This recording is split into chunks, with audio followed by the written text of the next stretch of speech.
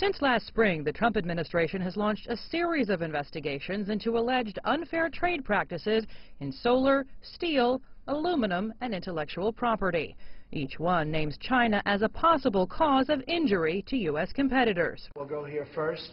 In announcing additional tariffs on solar imports Tuesday, U.S. President Donald Trump cast himself as the protector-in-chief.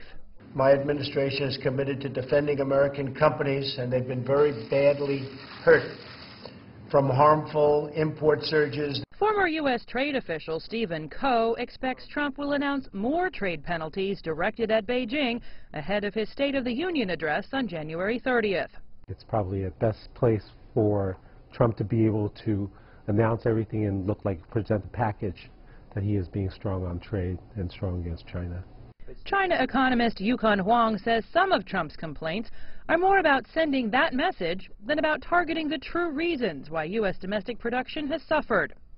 Take trade penalties on steel imports, for example. In economic sense, almost trivial. Why?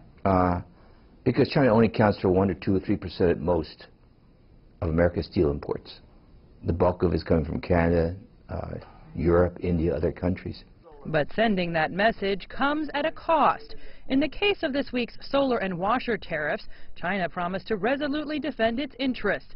The Republic of Korea pledged to file a complaint to the World Trade Organization, and Europeans expressed fears that U.S. protectionism would hurt them too.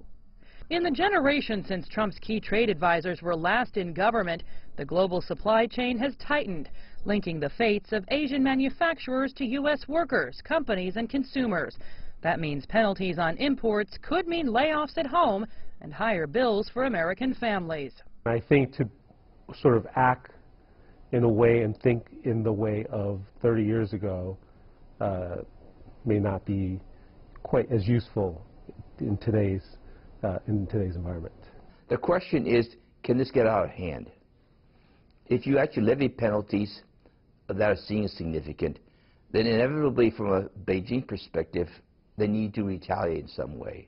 American and Chinese officials are so far publicly committed to avoiding a trade war, but tensions could escalate. Earlier this week in Davos, the U.S. Commerce Secretary said the U.S. intends to fend off what it calls Chinese protectionism, especially in the high-tech sector.